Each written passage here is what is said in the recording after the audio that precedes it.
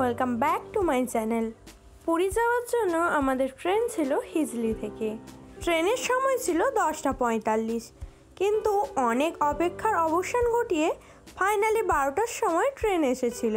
ট্রেনের অ্যাক্সিডেন্ট এত পরিমাণে শুনেছি যে রাত্রেবেলা ঘুমোতেই রীতিমতো ভয় পাচ্ছিলাম।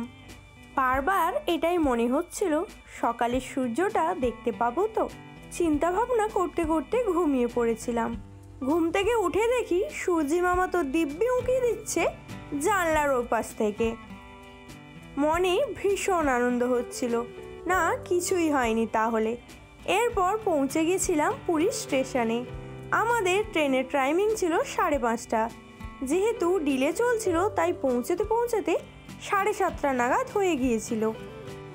এরপর অটো বুক করে নিয়ে চলে গেছিলাম আমাদের হোটেলে। 5 মিনিটের ডিস্টেন্স ছিল স্টেশন থেকে। হোটেলটা ছিল স্বর্গদুয়ারের কাছে।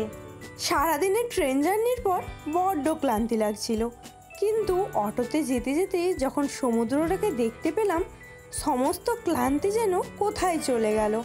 নিমেষের মধ্যে মনটা ভালো হয়ে গেল। সমুদ্রের হাওয়া এসে মনটা আরও চাঙ্গা করে দিল।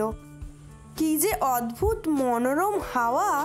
এরপর শুধুই মনে হচ্ছিল কখন রুমে গিয়ে ফ্রেশ হয়ে ব্রেকফাস্ট সেরে আবার সমুদ্রে আসব। তাই তাড়াহুড়ো করে ব্রেকফাস্টটা সেরে নিলাম।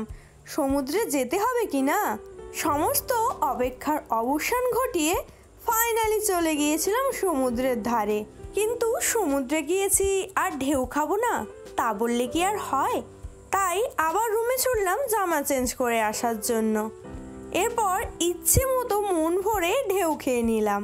সমুদ্রটা ছেড়ে যেন উঠে আসতে মনই করছিল না, যেহেতু আমাদের শর্ট ট্রিপ একদিনেই সব কিছু ঘুরে নিতে হবে। পরের দিন সকালেই ছিল আমাদের ফিরে আসার ট্রেন। যতটা সম্ভব তাড়াতাড়ি ঘুরে দেখার চেষ্টা করছিলাম আমরা সবাই। এই ট্রিপটায় আমরা ফ্যামিলির সবাই মিলে গিয়েছিলাম। আমি, দাদু, ঠাম্মা, মা, বাপি আর বোন। কিন্তু সমুদ্রে নামার সাহসিকতা তেমন কেউ দেখায়নি। সমুদ্র থেকে ফিরে এসে তাড়াহুড়ো করে সেরে নিয়েছিলাম লাঞ্চ। এরপরেই রেডি হয়ে চলে গিয়েছিলাম জগন্নাথ দেবের দর্শন পাবো বলে। এত সুন্দর করে সেজেছি গুজেছি আর ক্যাট মেরে একটা ভিডিও করব না তা বললে কি আর হয়? তাই একটা ভিডিও করে নিয়েই চলে গিয়েছিলাম মন্দিরের দিকে। দুনিয়ার সমস্ত শান্তি যেন এই মন্দিরের মধ্যেই বিরাজমান। যত দুঃখ কষ্ট আছে সব মন্দিরে গিয়ে যেন এক নিমেষে উধাও হয়ে গিয়েছিল। এতটা যে সৌভাগ্য ভালো হবে ভাবতে পারিনি, কারণ যেই সময়টাতে গিয়েছিলাম মন্দিরে ওই সময় চলছিল মন্দিরের ওপরের পতাকা পরিবর্তন।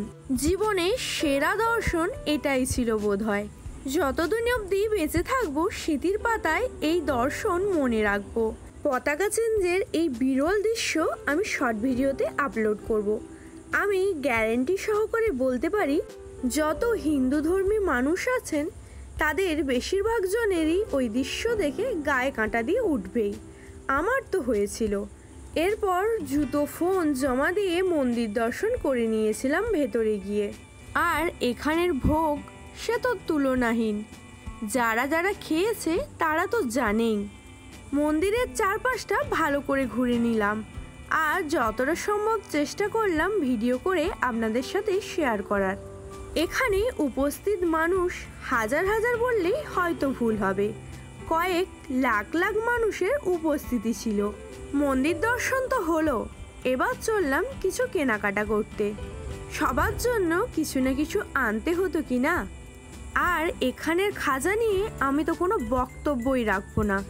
কি যে বাজে অভিজ্ঞতা হয়েছে সে বলে বোঝানোর মতো নয়। আজ না হয় নাই বললাম, কোনো একদিন শর্ট ভিডিওতে অবশ্যই আমি শেয়ার করব। মন্দিরের সামনে থেকেই একটা টোটো ধরে নিয়েছিলাম, কারণ এবার যাব সমুদ্রের পাড়ে। সন্ধেবেলায় সমুদ্রের পাড়ের হাওয়া না খেলে পুরী ভ্রমণ বৃথা বলেই মনে হবে। আর তার সাথে তো রয়েছেই এই বিশেষ আকর্ষণ সমুদ্রের ধারের দোকানগুলো, যেগুলো মেনলি সন্ধ্যাবেলায় খোলা হয়। বেশ কিছু জিনিস কেনাকাটা করে নিয়েই চলে গিয়েছিলাম সমুদ্রের পাড়ে একটু হাওয়া খাবো বলে। যদিও অন্ধকারের মধ্যে ভালো করে বোঝাই যাচ্ছে না সমুদ্রের ধার। এরপর রাতের ডিনার সেরে নিই একটা লম্বা ঘুম। তারপর ভোর ভোর উঠেই চলে গিয়েছিলাম সমুদ্রের পাড়ে বিদায় জানাতে। এরপরে ভাবলাম মন্দিরটাও একবার শেষবারের মতো দর্শন করে আসি, তাই সকাল সকাল চলে গিয়েছিলাম মন্দিরেও। মন্দিরের চারিপাশটা আবার একবার ঘুরে নিয়েছিলাম। এটা ভেবেই মন ভীষণ খারাপ হচ্ছিল যে আজই আমাদের বাড়ি ফিরতে হবে। আরও কিছুদিন থেকে গেলে বেশ ভালো হতো, কিন্তু কিছুই করার নেই। তাই মন্দিরকে বিদায় জানিয়ে চলে এসেছিলাম সোজা স্টেশনে। এরপর আর কি, ট্রেন ধরে সোজা বাড়ি। দেখা হচ্ছে পরের ভিডিওতে।